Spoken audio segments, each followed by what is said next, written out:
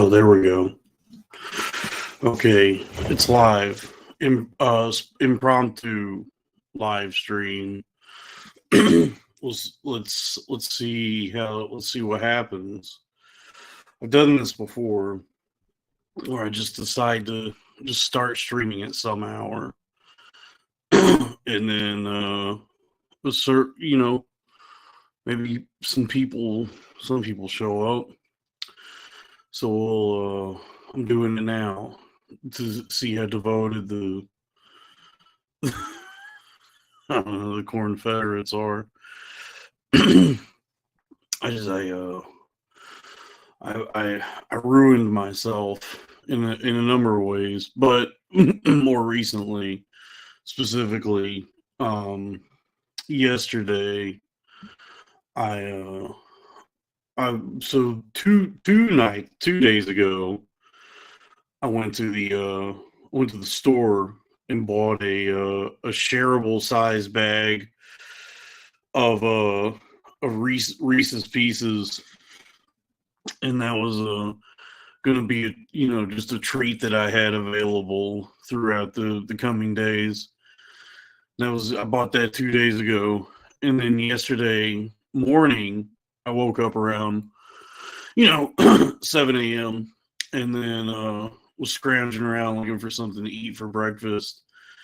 And I saw them Reese's Pieces, and I said, "Well, ain't nothing stopping me from having about a handful of them Reese's Pieces." And so I popped a couple Reese's Pieces in my mouth and started eating them. And then before you know it, I ate the whole damn bag for breakfast. An entire like it's like a 10-ounce bag of Reese's Pieces I started my day with yesterday. And so that just kind of like really ruined all of yesterday, and then so far today for me is going pretty bad because of that decision to begin the day with a 10-ounce bag of Reese's Pieces. Because I don't think you're supposed to do that. I don't think you're supposed to eat movie theater candy, the biggest bag they sell at the store, for breakfast. And so it just had a severe sugar crash, and I was supposed to be doing work all day. Fortunately, my work entails just kind of watching YouTube videos and waiting for something to happen. So I didn't have to do much, but I was just nodding off at my desk at my home office, just waiting, praying for the day to finally end, so I could walk into the next room and just go to sleep and crash hard. I live a very hard scrabble life. I do mostly nothing all day, and then I go to sleep, and then I have an alarm set to wake me up so that I can walk back into another room in the same house and then do a podcast. So I go to sleep. I end the day, I clock out, and then I go to sleep, and then I have to wake back up in a couple hours, and I'm like, oh shit, I gotta do the hard labor of recording a podcast. And I mean, granted, I kind of do, I do it for the love of the game at this point, because if I was to try and survive on what I make podcasting, I would be living. I mean, I already am, but even more so, living well below the poverty line. Oh man, I have crazy indigestion right now. I should have taken an Alka-Seltzer. I have a box somewhere. It's pretty cool how there's like a lot of the over-the-counter medicines we have can resolve an issue that 100 years ago would have just like fucked up your next like several days, probably, right? Like if I get like crazy heartburn and I start doing that thing where I'm like belching and it's burning my throat and I'm throwing up in my mouth a little bit. I feel like prior to the advent of Alka-Seltzer and antacids, that would have just been like days that I probably thought I was gonna die. If it was like the frontier days or something. I feel like back in the old west, if you got indigestion, it was probably probably had to get your affairs in order because you had heartburn, and it was like, oh well, this is God is taking me, and now you could just drop one of them little discs, one of them little Alka-Seltzer. Well, it's two of them, I guess, like two to a pack. Drop those in a little 8-ounce cup of water, and wait for them to dissolve, and then drink that. And hey, your indigestion is gone. So that's pretty tight. If I get is that true, Urjo in the chat? We got people filing in now. This is good. Urjo in the chat says that bread was an antacid back then. I guess that makes sense. They probably also back in the day probably didn't have as much. There probably weren't as many like fat related issues. There probably weren't. Like I feel like people probably were eating in a way where they weren't constantly battling acid reflux and indigestion because they didn't have access to candy and corn dogs and whatever the hell I've been putting in my body the last few days. So it was probably that. If I feel like if you introduced someone in the 1800s to just a Snickers bar, they probably drop dead from euphoria from how good that is. James wants to know if this is a cab driver's hat. I don't know what you call this. I've always called it a newsies hat, just like a newspaper boy hat. But I guess I guess cab drivers wear these a lot, like a Peaky Blinders ass hat. I don't know. I always thought they were fun. I know it's like a bald guy thing. This is usually the hat that balding or bald guys wear. I guess to fool people into believing they're not bald. I don't know, but 90s movie hat, sure. I just always thought it was a fun hat. I know it's like corny. It's like a dorky hat to wear, I guess, but I think they're fun. And it's the man. The man makes the clothes. The clothes don't make the man. You know what I mean? So if I want to wear this hat, I gotta be about that. I have to have full confidence in my ability to wear this hat, and I gotta believe in stay true to my beliefs. It's a fun hat. That's how you get away with dressing like an idiot. Which more and more people are doing now than ever. There doesn't seem to be any sort of a like fashion culture now, like a monoculture. There's no monoculture at all now, but when it comes to fashion, there's no like rules for fashion now. It's just like every retard for himself is dressing as dumb as they want to. And so I do it my way. And I still scoff at some of the ways I see people presenting themselves. That sort of I guess it's the new hipster look. Like, because remember like years ago when that was the word hipster was really becoming more widespread as like a descriptor of people. And at the time, it was like it was like the Mumford and Sons looking kind of guys with the mustache, the twirly mustaches, and the leather aprons and the suspender. I don't know. They looked like like Gangs of New York kind of looking guys. And now it seems to be there's this contingent of fellas who are doing like going out of their way to look like weird and dumb and creepy in a weird, where they look like they have the mustache. And it's not a twirly mustache; it's like a firefighter's mustache, but they have never worked any sort of labor job at all. Like usually it's a guy with a laptop job. He has a firefighter's mustache, and then some sort of like taper fade haircut, but also a curly mullet. It's like a curly mullet taper fade. I guess there is a word for this, but it's Australian, right? But like bogans, like those kinds of guys.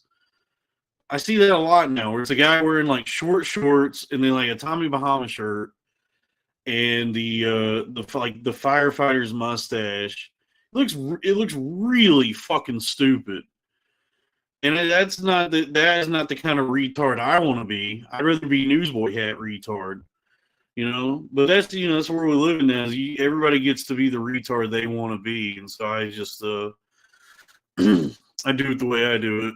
And when I lose weight, I can finally fit back into the retard clothes I enjoy so much. My sleeveless American flag shirt and all my paisley button ups, my pearl snap paisley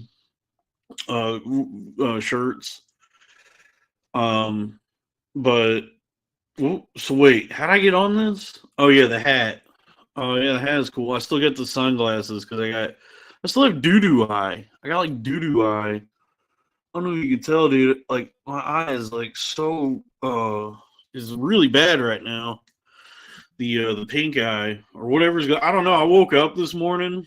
I woke up out of a deep sleep because of the raging heartburn that I have. And I went and looked in the mirror, and there was like, more cum and pussy discharge in my eye, and so I had to like wipe it out, and like the whole eye, my left eye is like, I think it's rotting out of my skull. I don't know what I did. I think I'm just not cleaning myself well enough. Oh, hello, Hope Breaker. Hello from Hope Breaker says hello from Russia. Da. Or what? I don't know what these. I don't know. That's the only Russian I know. Yeah. Well, thank you. That's cool. I didn't know I have Russians. I didn't know they had the internet over there. That's cool. I don't know what's going on in Russia. It looks cold. I've tried. I think I tried to read some Russian literature at one point, like Brothers Karamazov and Anna Karenina, the classics. And okay, Dawes, yes. So I just answered you like, so that's it. We have that over here where there'll be an immigrant over here who doesn't speak English that well, and you'll say to him something like, how you doing today? And then some Mexican lady who goes, yes. So they like answered your question, but not in the correct way. But they acknowledged that they understood it was a question or a greeting. And so I just did that to you. You said hello, and I said in Russian, I said yes. That, that's how you know that somebody's not even, at least over here, they're not even fucking trying to learn our language. They just get by on a series of yeses and nos and grunts and noises. And they ain't even, they're not even trying to assimilate, but they'll work for very cheap. And I do need. Katie says I need antibiotic. Yeah, I have medication, like medicated stuff for it that I've been putting on it. I don't know why. I don't know why it's not going away. It's really miserable though, because it's just I know what it's like to be a woman, because now my eye has effectively turned into the diseased wounds that every woman has between her legs. And so like a pussy, I have pussy eye, and so it's just leaking and inflamed and infected. I guess that's what's going on, or maybe the only women I've ever known have had rotten snatches. Because I lived with a woman for a while who constantly had BV, bacterial vaginosis, and she was always telling me about her pussy problems, and I was like, stop fucking telling me about this shit. But also, like, it's on you for having sex with every Tom, Dick, and Harry in this city.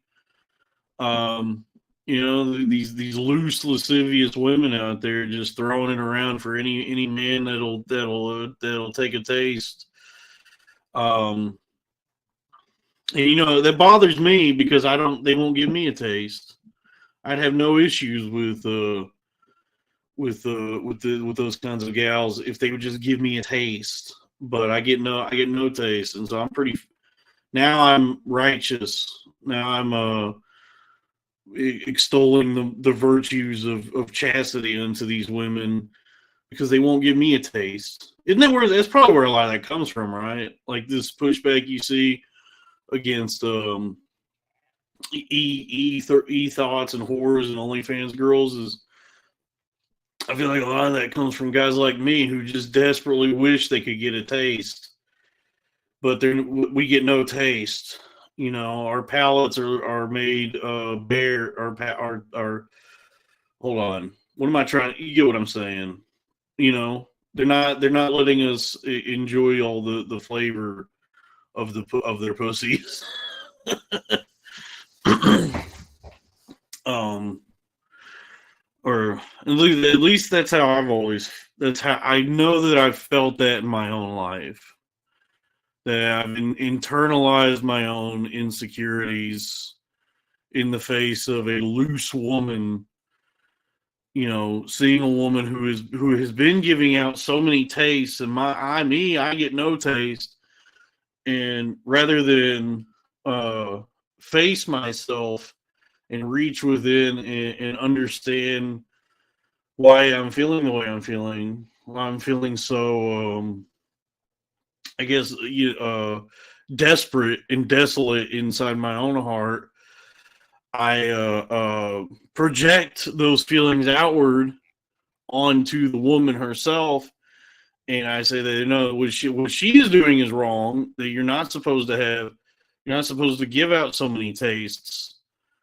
But I guess at the end of the day, if I just got a taste, I'd probably be fine with it. And Jigglypuff is right. I guess that is the incel's dilemma. How is this depressing, Runaway Sloth? You see that, dude? I don't get that nowadays. Like people got and I mean, this is not an indictment of you or any individual necessarily. It just reminded me, people got so swept up in ironic, edgy, irony stuff that people now conflate sincerity with being that it's depressing to be sincere. And granted, we were assaulted with an onslaught of very gay, saccharine sincerity for a while there. A lot of the big comedies that we got in this country were just very they were hug fests. I like everybody. There's like so many people around my age that like love The Office and those kinds of shows, and I always hated those shows because I was like, it's just like people being nice friends with each other and loving each other and falling in love and building bonds and relationships. I always hated that shit when you watch a sitcom and it go on for years and years to the point where it didn't feel like it was even like focusing on comedy anymore. It was focusing more on like the relationships between these characters. And so then there'd be episodes where like people are getting married or having a kid, or one character is moving to another town, so everybody's crying and saying their goodbyes, and it's like this heartfelt moment. And I always hated that. I always hated that shit. It's like what about this is I don't understand like what this is, why this is supposed to be funny. That okay, so I'm just watching this this like representation of something that actually happens in real life now, that sometimes people have to move away and everybody's sad. I don't want that. Just show me people being cartoon characters for a little bit, and then I guess you have to ground it. You have to ground every story in some way. You can't have not everything can be Airplane. There is that if you're gonna have like a comedy show or a comedy movie, you can do Airplane here and there because we have Airplane, right? But most things have to have like some sort of foundation. Like they have to be grounded in some sort of like real humanity in order for any in my opinion for the jokes to work, or for you to actually like give a shit about what you're watching. But then now you're doing you're doing the balancing act. You're walking that tightrope because now you could you could end up leaning too far into sincerity or too far into irony, and you kind of have to maintain this balance between the two. Um, I'm losing people here. I'm not making any sense. Um, let's see. What's going on in the chat? Katie loves Friends. She's had a lot of Friends. I don't care who knows. I laugh out loud. The silliness. That's fine. I guess like at this point, I would love for there to be a Friends on TV. I think there's probably nothing that good on TV right now. I think like most everything fucking sucks now, and to the point where there's at least 12 people just watching me talk to myself because we're so bereft of anything that fulfills us in any way, which I guess is good for guys. Oh, okay. $5 super chat from folks. Keep them coming. Michael Hall, $5. He said, "Good morning." Good morning. Airplane, probably the funniest movie ever made. Ever read Ishmael? As in I am. Call me Ishmael. Like Moby Dick. What is Ish? I don't know what Ishmael is. Is that like a what is that? Well, I guess to answer your question, no, because I don't know I don't know to what you're referring. But I've seen Airplane, and Airplane's very good, and you don't get a lot of movies like that are actually any good. Just silly Billy movies like that. I feel like a lot of times people try they'll try to make a movie like that, and it just sucks shit. That's why I never really liked Anchorman that much because of that. Because Anchorman is just trying to be a joke machine kind of movie, and so the lack of any sort of anything grabbing that movie always like bugged me, because I was like, oh, this movie just exists to spew jokes at me, and so I just don't care about any of these characters, and nothing has any like it doesn't feel like it's like developing anything or setting anything up in a way where it's like paying off, like the jokes themselves are paying off for me, if that makes any sense. I'm not a fucking comedy teacher. I don't know how to do anything. Another $2 super chat from Michael. Okay. Ishmael, written by Daniel Quinn. No, I've never read that. What is that? I guess I could look it up. Oh, $5 super chat from Squatopotamus. The John Cena movie on Amazon was kind of fun. Honestly, dude, that Ricky Stenicki movie, it got me. It was refreshing because it's a fairly brother movie. I guess one of them did it. I guess they broke up, and there's just one Fairley brother out there now still trying to make those movies. But I enjoyed it. My only like real critiques were Andrew Santino fucking sucks. He's bad at acting. He's not funny. He is a black hole of charisma. There's nothing there. Vacuous, vacant behind the eyes. I don't see any humanity or that which makes us alive that existing inside of him. He sucks. He dragged that movie down.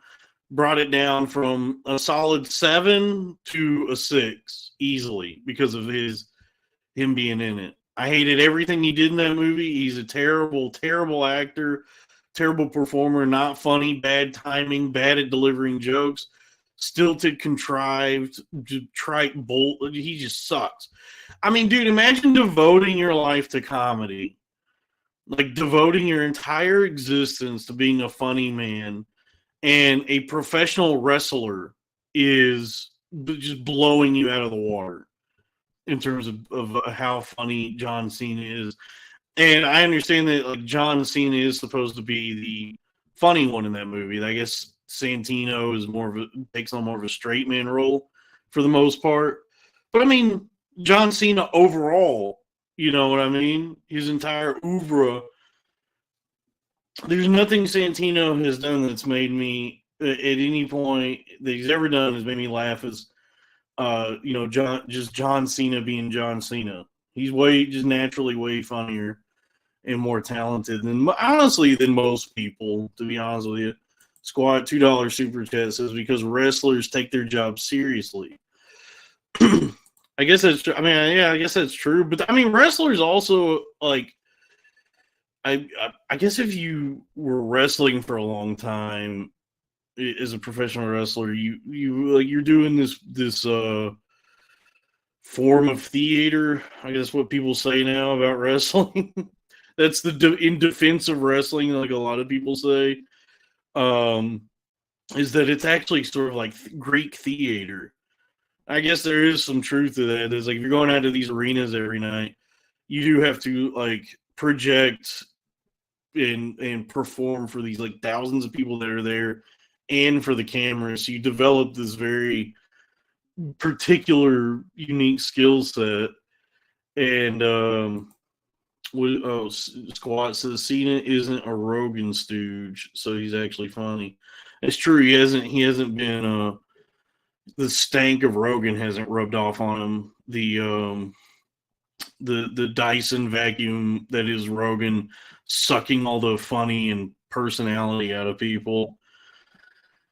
But I guess if you're like trained and have been doing these over the top performances in wrestling for so long, then I guess it for some of these guys it can translate to the screens, both small and silver. And I would say, of the three big guys we got that came out of wrestling through that made the pivot from wrestling to Hollywood. There was a time when it looked like The Rock might have had the goods for sure. In terms of comedy, The Rock has been usurped by John Cena, and then in terms of just overall acting pedigree and skill and ability and talent as an actor, I mean Bautista is head and shoulders levels above any of these fucking clowns. Dave Bautista, he may not be getting paid as much as John Cena and The Rock. I don't know what any of these guys are getting paid. Bautista is like a legitimately good actor, and I don't think it's outside the realm of possibility that Dave Bautista will be up for an Academy Award at some point within the next few years, 5 to 10 years. We're gonna see little Davey Bautista getting nominated for at least a Best Supporting Actor role. Katie's right, Stuber. What is Stuber? The fuck is Stuber? What is it? What does that mean? Oh, wait. Was Stuber... wait, what was Stuber the movie that it was Batista and Kumail Nanjiani? Is that what I'm remembering? Like, is the joke that it's a fellow by the name of Stewart who drives Uber? Is that the portmanteau that is Stuber? I'm piecing that together based on the name. I know that I know it's a movie. I'm trying because it came and went, but it wasn't it. It was Bautista. It was Dave Bautista and Kumail Nanjiani, and the joke was that Kumail was an Uber driver who gets thrust into hijinks some sort of action adventure hijinks, and I guess one of the fellas is named Stu. Ergo, Stu plus Uber equals Stuber. Damn, what a bad look for Kumail to, you know, he made his bones in TV and movies, either being like a software engineer or an Uber driver in these roles, and then he finally gets the call to get jacked as shit to be in a Marvel movie, and he stars in was like arguably probably one of the worst that they've done, these Marvel pictures, to the point where they just said, we're not only are we not doing a sequel, we're just not like, probably moving forward, we're probably just never going to acknowledge that this movie happened, in the events that happened in this movie. We're not going to like acknowledge them in any of our future films. That sucks for him. He tried to escape the typecasting of software developer and or Uber driver and be a superhero, and audiences said no. Get back behind the wheel of your Nissan, or get back in front of the laptop. You can't have Jack Kumail running around in these fucking Marvel movies. He's just obnoxious anyway. That's what a lot of people don't realize that about Middle Eastern guys. They're obnoxious. Or no, not necessarily, but that particular kind of Middle Eastern guys, either whatever he is, the soy boy software developer type of Middle Eastern dude, or Middle Eastern wigger.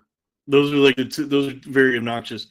But I mean, bodega Middle Eastern guy. You go into like a deli and there's just like a dude from Syria working the counter, and he goes, "Boss, my friend."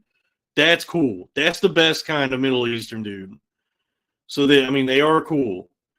The my friends, those guys rock. It's the ones who try to who try to like what was that, the fucking Hari. I mean, the funny thing is like when, because that Hari Kondabalu guy did that Apu documentary to get Apu off of TV or whatever happened.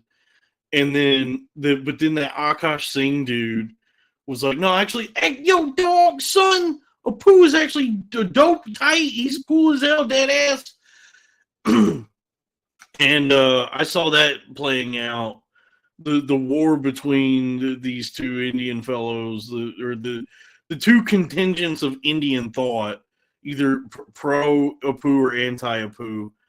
And I was watching this happen, and like, man, you got both of y'all just fucking suck. This is this is like a really smelly Freddy versus Jason situation. Where it's like, well, I guess like technically to me these are just two villains, because I don't like either one of you, and you took food out of Hank Azaria's children's mouths by getting rid of Apu.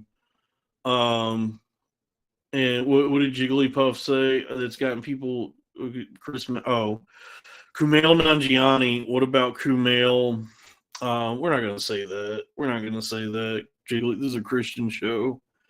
I just woke up. Man, how good am I at streaming though? That I woke up and wiped the pussy juice and cum out of my pink eye, and smoked a cigarette and drank a Coke Zero, and the first thing after my morning routine, as such, just start streaming.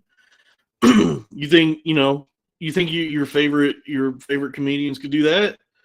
Could just wake up at the crack of dawn and just start streaming after getting all the cum and pussy juice out of their eye, out of their pink eye. A hope breaker from Russia. Now we're talking. Says, I'm into crypto too, by the way. I'd say AVAX and XRP are good bets. Ethereum, though, not a huge fan because of fees and some other shit. Yeah, we talk about this a little. I had a friend of mine that I met on the internet, Dave Wright, who's big into crypto on the podcast last night. That episode will be coming out tomorrow. We talk about crypto some on the in the episode, and so he talked about the Ethereum fees and stuff like that. And yeah, I mean, and how it all just is kind of like betting, gambling for a lot of people. I don't understand the utilities they're supposed to provide the foundation for these cryptos. I'm just trying to make money. And so I got, I own like 6 AVAXs and probably over 500 XRPs. And those are looking up. I have a little bit of Ethereum. Ethereum's too. I mean, Bitcoin and Ethereum are way too expensive to get into at this point. I don't see how those. I guess if you're already wealthy, you could like make worthwhile investments in Bitcoin and Ethereum, but I don't know how you would get in on those now. So everybody's scrambling to try and figure out what's the next crypto. Squatopotamus $2 super chat says XRP is a scam and Ethereum is a Ukrainian cabal coin. I don't know about that, but hey, thank you for the money, Squat. I don't know what you're talking about. I don't know what any of that means. I don't know enough about XRP or Ethereum or any of this to know what I'm talking about. Yeah, XRP is Ripple. XRP is like the token symbol or the shorthand for it, I guess. But it's it's been around forever. I don't know how it's a scam. Like if you were to go up to any person who has dealt with money ever in their life and try to explain any cryptocurrency to them, I think any one of them, any crypto you pitch to just a guy, that guy would say, so this is a scam, right? Like this is all a scam that you're describing to me. And I guess it's only because we've seen it play out over the last several years that I guess people are starting to realize maybe some of it's not a scam. But on paper, as far as like when I first heard about crypto, I was like, okay, yeah, that's a scam. That's a pump and dump Ponzi scheme that's trying to trick millions of people into, wasting their money on it. Squat $2 super chat says Velo, Telcoin, Solana, and meme coins. Like are those scams or are those legitimate? I don't know. I just found out about Solana. I don't know what. Yeah, Hopebreaker makes a good point. I do know about that. The XRP and Ripple have been in this embroiled in this lawsuit with the SEC for a while, and I don't know. I don't know what makes it a scam. I know that it has some legitimate utility that they're trying to implement involving the actual banks. But I don't know. I don't know what I'm talking about. I've tried to wrap my head around any of this, and I don't understand it. And I don't think most people do. I don't think most people know what's going on with crypto. I think they see fun little names and symbols, and they just kind of place their bets accordingly and hope for the best. And that's what I've done. I got a little bit of Ethereum. I got a little bit of Ripple. I got a little bit of AVAX. I'm looking at Doge. I feel like Doge could be a good pump and dump meme. If Elon keeps promoting it and maybe implements some sort of Doge utility for X, formerly Twitter, I could see the value of Doge going up in a way that's manipulated, inflated by people people giving it value just because they say it has value. And then get in on some Doge and then sell it off when it goes up, because I know the entire time that this has no even in the world of fake money, it's even more fake, I think. um, yeah. Jigglypuff says, I understand some crypto. Um, wait, I don't know why the fuck normies are getting involved. Well, that's what it's for. It's just a new like market for people to invest in, and I guess like hedge their bets against the deteriorating U.S. dollar and fiat currencies. Squat $5 super chat from Squat. Buy dog with hat. It'll be Doge level soon. Look at their market caps. Okay, I'll get some dog with hat. I've had people tell me to get dog with hat. Some people told me I need to get some Shiba Inu coin. I don't know. I don't know what's going on. I don't even know. I don't know the market. This is a market cap I'm wearing. Actually, this is what I wear to the market when I go shopping for fruits and vegetables and bread.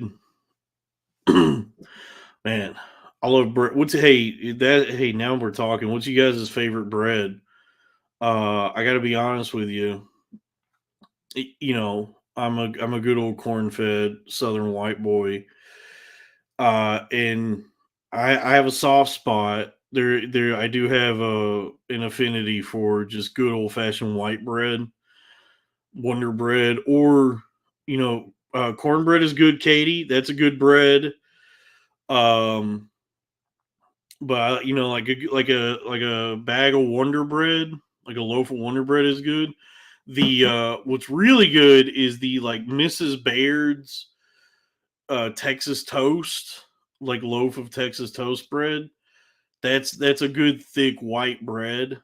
Really good stuff.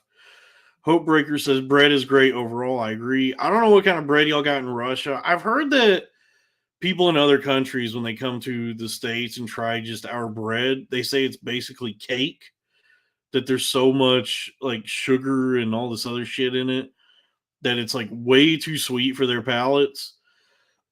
But that's why it's good over here. That's why we got the best bread. Is we're eating fucking cake for breakfast. When we make our toast, we're eating fucking cake toast. Um, you're saying Urjo says I have terrible taste in bread. That's not true. I'm telling you my personal preference based on my upbringing. Look, I have a refined bread palate for sure. I can enjoy a nice rye or a French baguette. What's it? A pumpernickel. That's good. Brioche is that pretzel buns. Focaccia is good. Garlic bread. That's a good bread. Not, hey, and if we're going ethnic, non bread, thank you, Katie. Refined sugar palette, thank you, folks. You're gonna want to give me some money for that great little joke Katie told. um, what a pita bread is good. Cinnamon raisin bread, that's good. Chris Mack, folks. If you're just joining us, we're naming bread. Garlic knots. Do bagels? Hey, do bagels count? Because I like a plain bagel. I like a poppy seed, a sesame seed, onion bagel, salt bagel, egg bagel, everything bagel. Those, if those count, then I guess bagels. Um, Michael Hall says rye / pump mix. That is yeah that yeah. Some people have asked me. Somebody asked me the other day, or they said, "Are you down with the swirl?" And I said, "Yeah, I love a rye pumpernickel mix." And Jigglypuff wants to know what is pedo bread. I said pita bread. Uh, yeah, pita bread. The Greek the bread they use for Greek what are them sandwiches, them gyros, them euros. I never knew how to actually say like what I was supposed to say because always felt like if I said euro, I was putting too much stank on it and trying too hard to like pronounce it correctly and maybe overcorrecting by saying euro. But I know there's no way it's gyro. Even though, like, phonetically, based on what I know about the English language, it would be gyro. But I guess because it's some sort of fucking foreign thing, it can't be gyro. And so, I guess, meet in the middle and call it a hero. And I guess that works. I don't know. Michael says gyro is correct. Gyro is more fun to say. I guess you can say whatever you want. The guy working the fucking halal cart or whatever doesn't care as long as you got money. The sauce white, the money green on the gyro. You know what I'm saying. Banana bread is good. Oh yeah, I mean, I guess if we factor in sweet bread, banana bread's a good bread. Zucchini bread, that's good. Bread, as in money. I like that guy. That's my favorite bread. If we're being honest, my favorite bread, money, dough, bread, scratch from scratch. So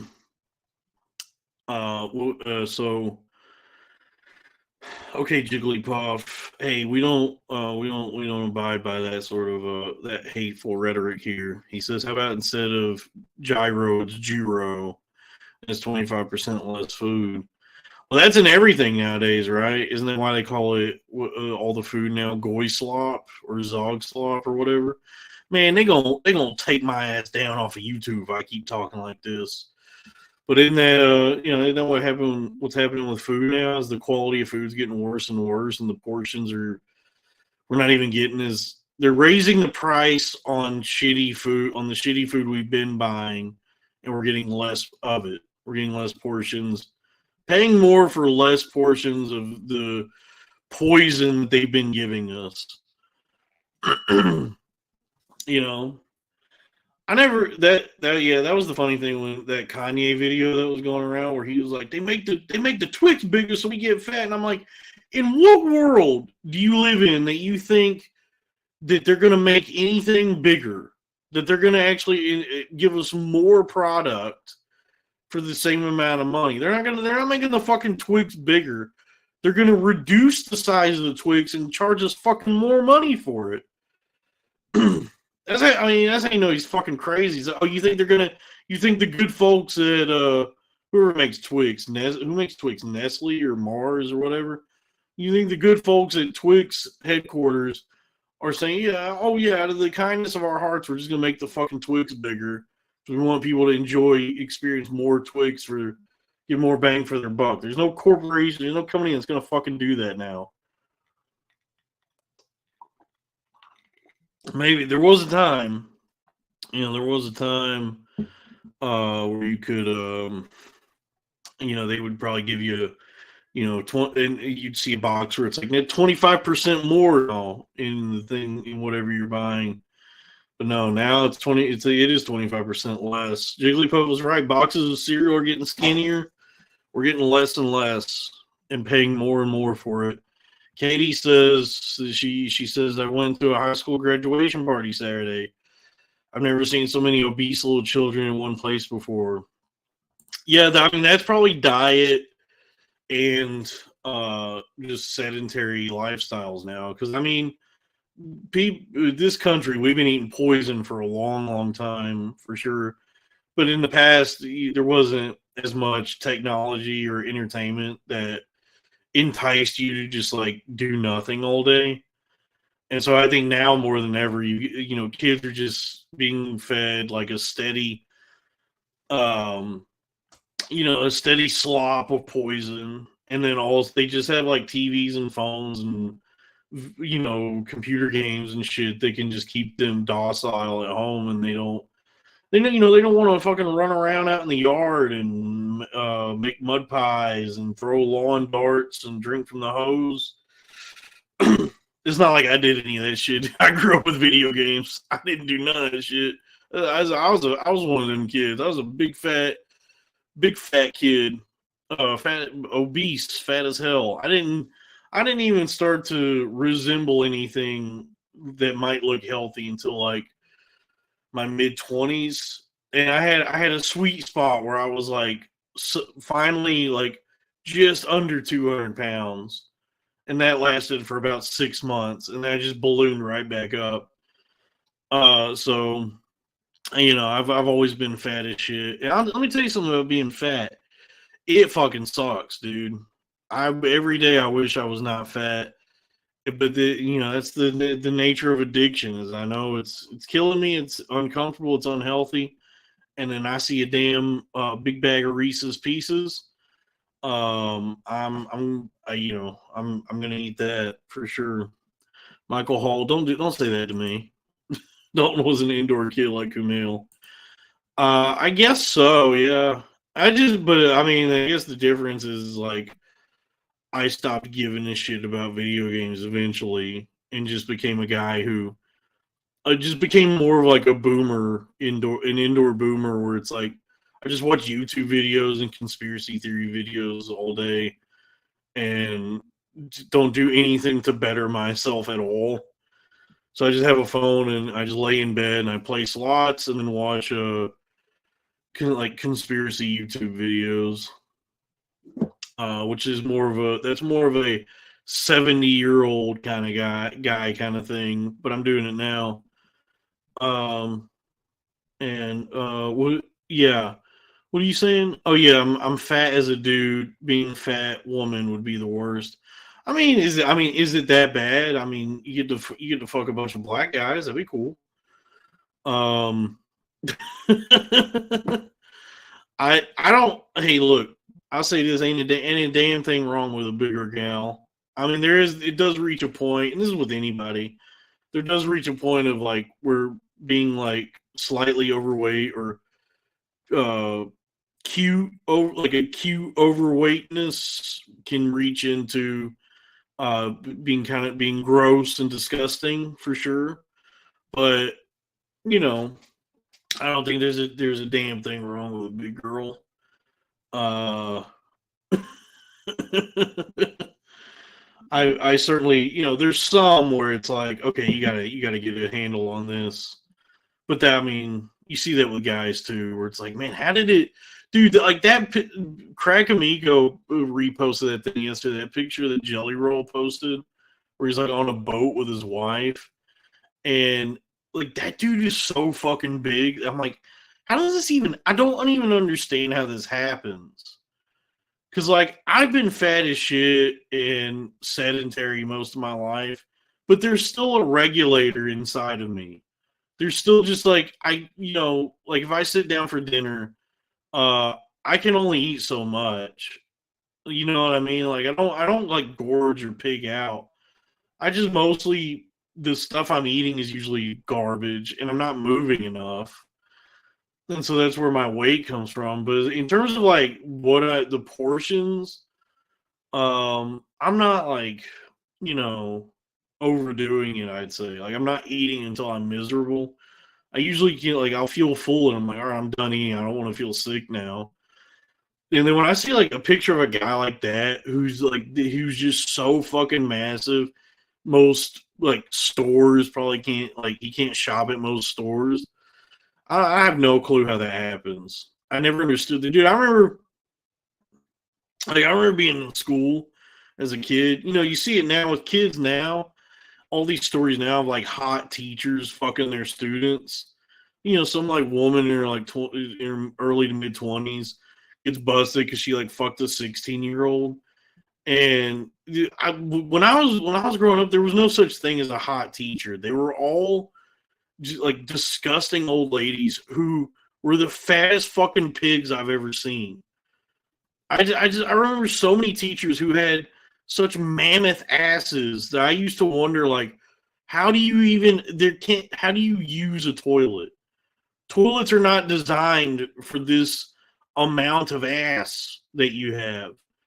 And you'd see them just like bouncing up and down the fucking hallway, scolding kids. And they don't even realize that it's these fat fucking pig teachers, these disciplinary fucking disgusting pigs scolding the students and yelling and trying to boss people around. They don't even realize that it's just due to the stupidity of the students, the indoctrination and our submission to authority. that any one of us could easily fuck her up.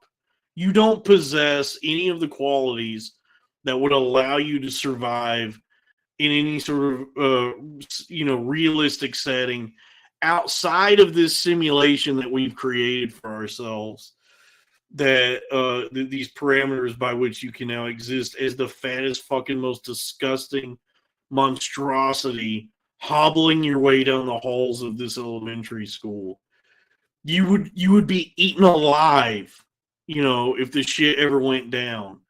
We would harvest the fat and muscle and sinew from your, tear it away from your bones, and keep and store it, and use it to keep us hardy and warm through the cold months, bitch. Teachers are evil and miserable shrews, says Erjo. Yeah, I mean, there's a lot of them for sure. There's always that conversation that teachers aren't getting paid enough, and it's like, but I mean, how many of them deserve to even make what they're making now? I feel like some of them are probably overpaid, because I feel like a lot of teachers are probably apathetic, like they just don't give a shit. They just needed a job, and so they realize, like, okay, well, here's what I need to do to get certified as a teacher, and I get my summers off, and it seems like pretty good job security. They just like got a job teaching just out of some sort of necessity, and the like what's the word I'm looking for? Just easy access to that kind of job. I don't know. And then there's some teachers who get in there and they get that taste of authority, and they get off on that power trip where you could just tell that they love having this power, these little students. And then there's a lot of teachers we're finding who are just straight up sex criminals, just degenerate, fucking perverted criminals who are not to be trusted around our youth. And then and then every now and then, like, best case scenario, you get a teacher who like understands The Great Gatsby, and like enjoys teaching it to their, like, my junior year English teacher who taught us Great Gatsby. I was like, okay, well, she's cool. She gets this and is like teaching it in a way that's fun and helping us understand it. So that's nice. But by and large, teachers are either apathetic, or they're authoritarian despots, or sex criminals who are not. We should not let them around our children. So that's how I feel about teachers. So I say teachers should get paid less, and I should get paid more. A lot of people don't realize streaming is the most valuable job in this country right now. Because we live in this. If you read that fucking dude's manifesto, that guy who just set himself on fire, he says that we're kind of all living inside of one big Ponzi scheme right now, and so it's all just like we're all living it on a bubble, in a bubble. This inflated, not real world economy we live in now. That's like the attention economy, where it's just a series of podcasters and YouTubers and streamers and comedians and musicians and everybody. It's just a bunch of entertainers and media figures all like yapping at one another, and it's all inflated and built up on this sort of like social value that we give it as people who just want something to distract us throughout the day. So these things exist and they have value because we pay attention to them. And it's all a bubble, and at a certain point the whole thing will fucking collapse, and then you'll need somebody to do something. I'm not qualified. I ain't qualified to do fucking nothing. What are you guys talking about in the chat? Oh, kids are illiterate now. Yeah, I guess so. Yeah, nobody's ever really liked reading. It feels like, at least in my experience growing up and as an adult now. Um, you know, kids and adults now especially don't like reading. It's been a minute since I've actually read anything. I was a rather voracious reader for a minute. I guess like most of my life, I read more than most, which is not saying much.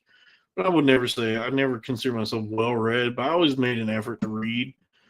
And then here lately, I've been so frizzle fried in my mind, in my brain, just like so scatterbrained. I have trouble focusing on like reading anything. And I know people say, "Oh, well, you can do audiobooks," and it's like, is that reading? I mean, really ask yourselves that. It feels like a lot of people that make the claim that they read a book that audiobooks is reading is like, okay, sure. And jacking off is having sex. I get you. You know what I mean? Um I just feel like anytime I've listened to an audiobook, I've maybe absorbed, if I actually make it through the entire book, I've maybe absorbed 20% of it. Like there's only about 20% that I was like locked in on and actually engaging with, and the rest of it just kind of was background noise while I was doing something else. And then I would stop and go, "Man, what's this book even about?" Ah, fuck it, I'll just keep listening. And I didn't pick up on any of it. Now there is one that I've read, that one audiobook I listened to years ago that was done in a way that I don't think anyone is like. I don't think it's tenable for anyone to ever do this regularly because it had to be unbelievably expensive. But there's an author I really like, a fellow by the name of George Saunders, who primarily does short stories, but he wrote his first novel a few years ago.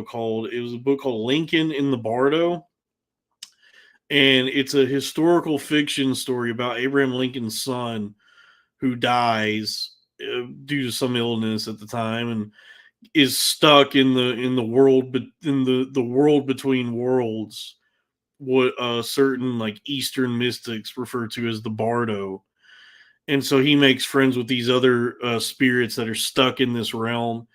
And so there's this like cool narrative device where there's the story of this kid, and then it hops back and forth between that and then like actual historical accounts of from like quotes and people at that time. So it's like this cool combination of fiction and history, the way he puts it together.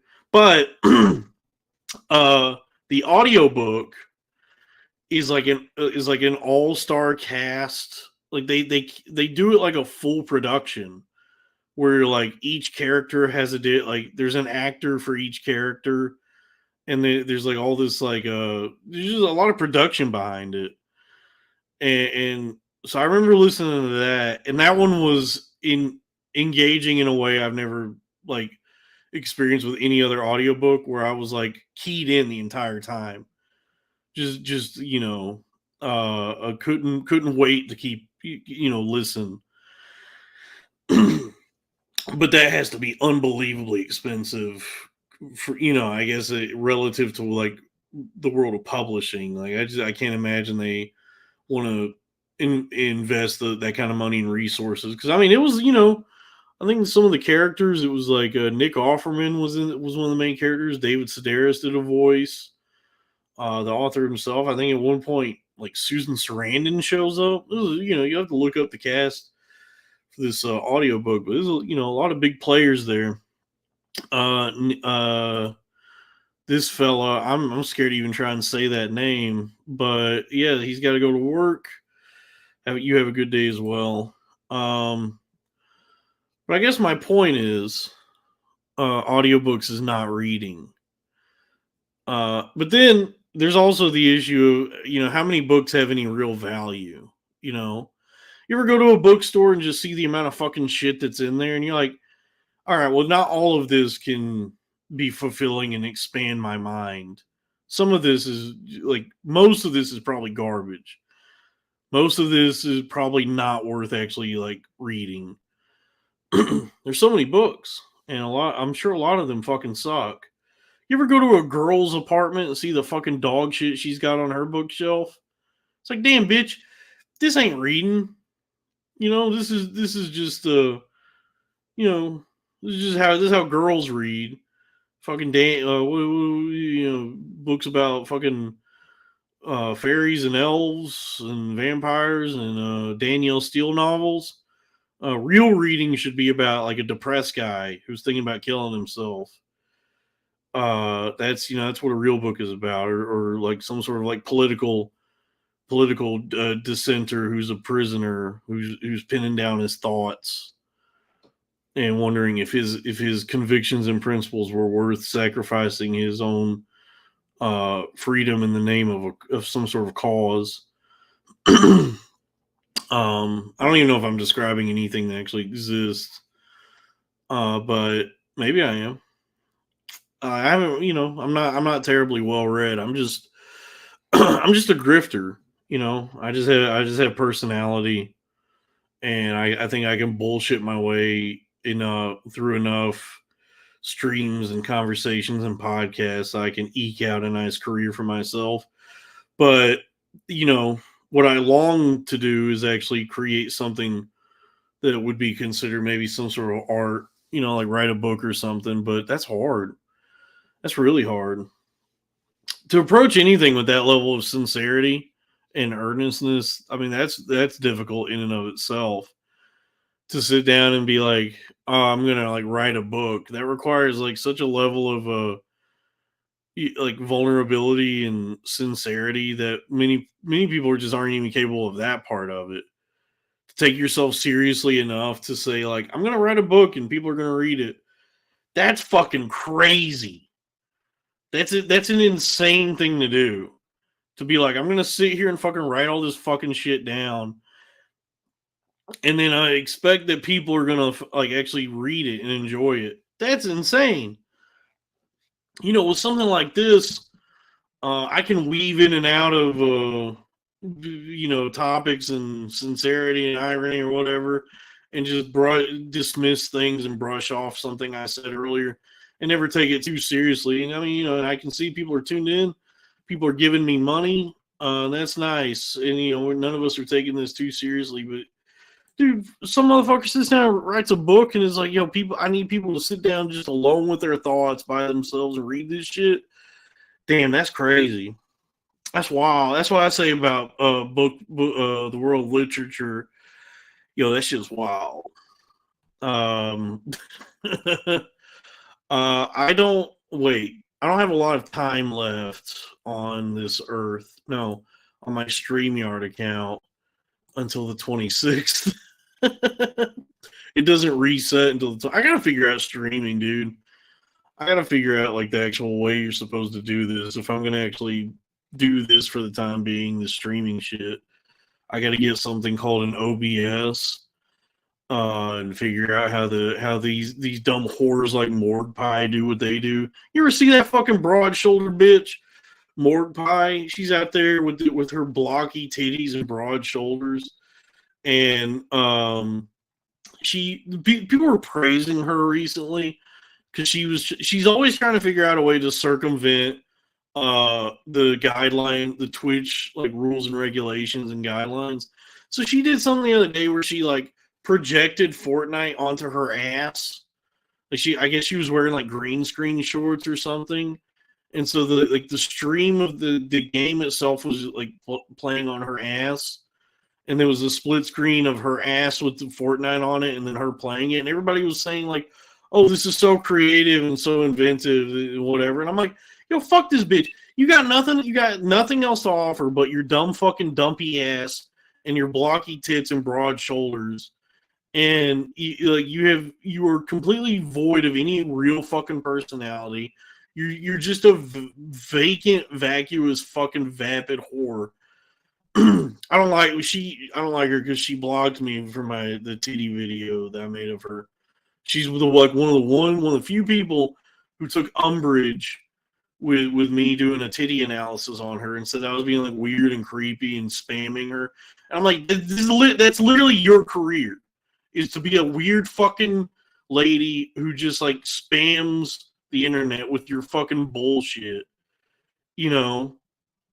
Um, and I've watched her. I've watched her pornography. She's boring. The other thing. That's the other thing as well. She's more probably just fucking boring. But I guess all that has to say is they do streaming well. They understand how to use all these fucking. Somebody had to set that up for her, I'm sure. A woman probably couldn't figure out a computer like that, right? She does have like the full setup. It seems like, I don't know. I don't like her. She's annoying. Porn is bad for the brain. That is true. That's why I do. You know, I'm back to thought jacking off the thoughts.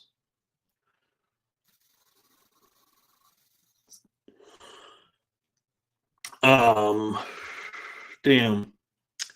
You guys want to get into some topics before we get out of here? I guess what I was saying is I don't have a lot of I only have like at this point 50 minutes left on my StreamYard account. I guess I could do Zoom because I pay for Zoom Premium so that we can record the podcast. And I saw that you can stream using Zoom. I've just been using StreamYard because I didn't know Zoom has a streaming option. And I don't need all this, like, all the fucking shit that all these other streamers have, because I know how to I can carry a conversation. Obviously, like, I've been doing it for an hour now. I can carry a conversation by myself for an hour. I don't need all these bells and whistles and thrills and chills and frills. I can just talk by myself and be engaging. So I can do everything pretty bare bones. And so I feel like I could probably just get away with using Zoom, right? If I'm paying for that and I have access to that functionality and it's unlimited, then I guess I could. I just don't know how to do that, how to use that for streaming. But I guess I could. That's probably easy to figure out. I guess now is not the time to figure out the production of what I do. But I guess all that's to say is, I guess streaming's tight. It's the future of entertainment. It seems like, as people realize they don't even want scripted, produced television programs. They just want to watch a guy talk to himself. My YouTube channel is monetized, Chris Mack, and I've tried using that mobile thing. It doesn't work that well. It's like real buggy, and it's always crashed on me whenever I've tried it. Oh, take it easy, Jigglypuff. He's got to get out of here. Urjo says, here in Texas, I can still get porn. You can get porn anywhere. You can't get Pornhub. Fine. Oh, there's only 1,000 other websites that I can go to if I'm in Texas to look at porn. What am I gonna do?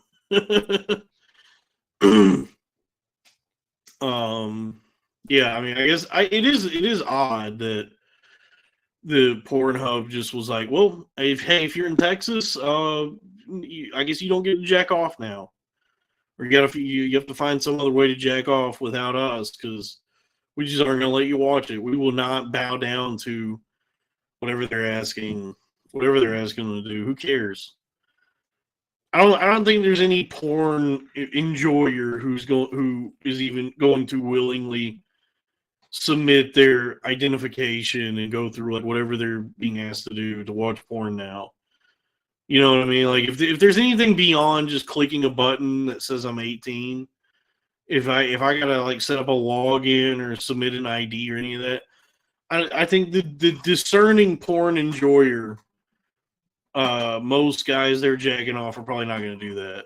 They're just, it's just like, I just want to go to a website and look at some women's butt cheeks. I want to see a woman spread her butt cheeks and show me the hole between her cheeks. I don't want to see that. Me personally, I'm Christian. I just want to see a nice woman in some blue jeans. Heaven help me, baby's got her blue jeans on. Remember that song? Who sang that? One of them George, was it George Strait? Who knows? Okay. Well, I probably got a oh yeah, Hope Breaker says porn is evil and from the devil, but I guess I'll save this comment for a Bible study episode. Yeah, Bible study every Saturday night. So far, that's the schedule. Saturday nights. I've been told I should do Sunday mornings, but my schedule is as such that would have to be, if I was to do Bible study on Sunday mornings, it would probably be at like 5 a.m. To allocate enough time to do it. So Saturday nights is good because I can get other people in on it, some other friends of mine to do Bible study with me, live stream Bible study every Saturday night. Usually around 9 p.m. Eastern. Uncle Jack says, I get porn shoved in my face everywhere I look. I get so many DMs on Instagram from scammers, whores, call girls, just about anything else. Getting ridiculous. Yeah, I mean, dude, like for a while there, it was tough to even find porn, and then with the internet, there was free porn. So if you wanted to look for it, you could find it easily, but you still had to go to a porn site. And now just logging on to Twitter is you just have like you're bombarded with pornography all day. That's why like when they talk about regulating Twitter to where like it should be 18 and up or 21 and up or whatever.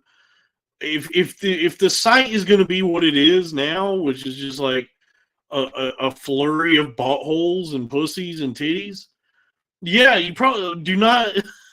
Don't let fucking 13-year-olds on there.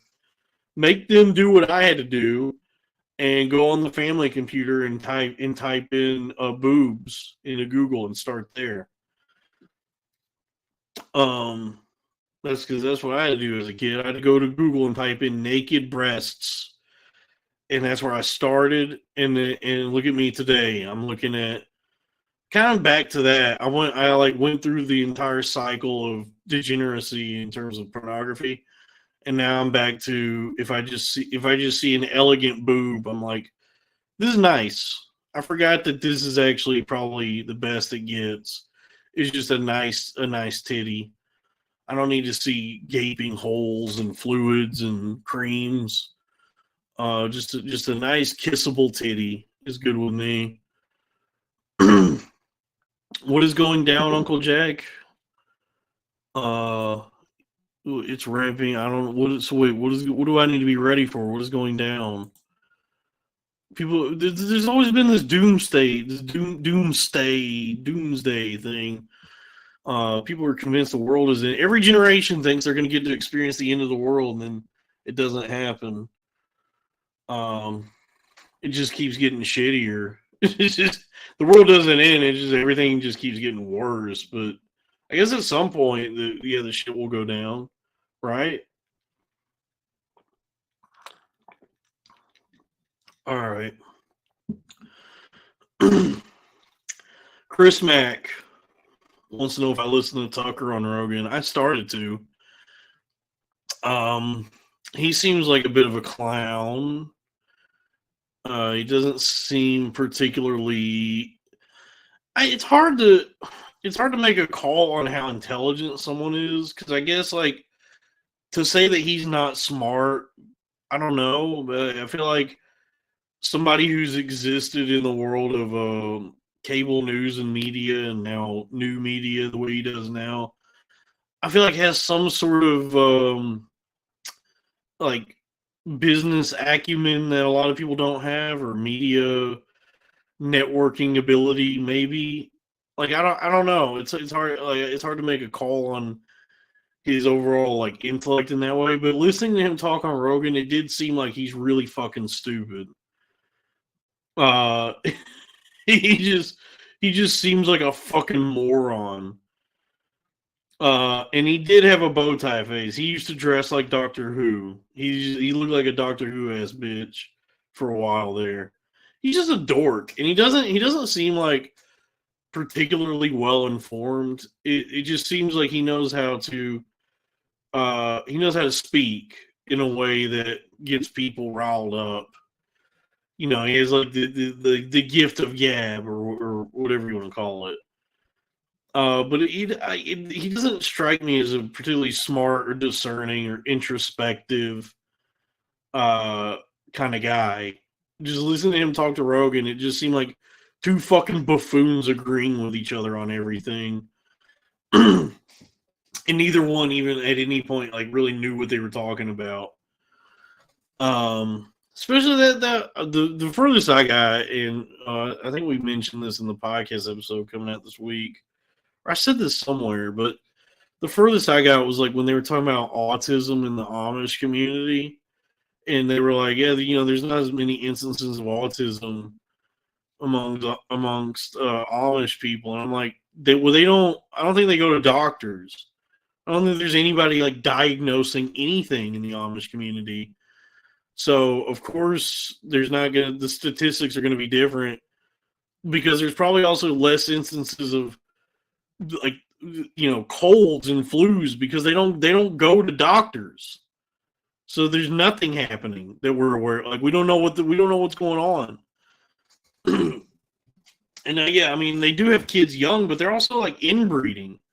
So they're just like fucked up weird mutants. Dude, I mean, fuck Amish people. And I can. What are they? Hey, what are they gonna see this? But I mean, fuck them. It's like a weird religious messiah cult that just is allowed to do what they do because, like, we haven't established that you can't interfere with like religious organizations, right? Or maybe it's been, they just don't bother anyone enough that the government wants to step in. But it's like they're fucked up. I mean, fuck them. That's no way to live. To try to shirk to dismiss the rest of the world in favor of your own little fucking community, and just live this insular life in this weird fucked up religious cultish community where interlopers are not welcome, and you don't go to doctors and you don't use computers or technology, and you like all the sort of like wholesome things we think about Amish. I look at them like these are just like this is just fucked up. It's like that M. Night Shyamalan movie, The Village. It's kind of what it is, right? Is that true, Michael Hall? Tucker Carlson married into the Swanson frozen dinner empire, the truck that used to drive around my neighborhood as a kid that sold us like rhubarb pies and shit. That's cool. I would love to have unlimited access to frozen strawberry rhubarb pies. I'm drinking a Coke Zero. Anyway, this is cool. I started doing this at like what 6 o'clock this morning, or we've been going about almost an hour and a half now. See, there we go. This is what I'm talking about. Drew Kane says, I live in Amish country. They're always at the hospital and courthouses for abusing their wives and raping their kids. Courthouse is always filled with Amish kids. Yeah, dude, that's what I'm saying. It looks fucked up. It looks like it's probably a fucked up weird cult. And people just don't like pay any mind to that because everybody's hung up on just like the wholesomeness of it. Like, oh man, if only to live a life so simple. And it's like, okay, well, the simple lives, these like frontier lives that you're thinking of, like really actually just sucked ass. It was just brutal and violent and cold, and it did, and it was just immense suffering for everyone involved. I guess like nowadays, at least we get to mostly do nothing while we suffer. Back then, you had to suffer and then also like build barns and go hunting for food. Now it's like you could just sit in your Section 8 apartment and Just kind of do nothing while you wait to die.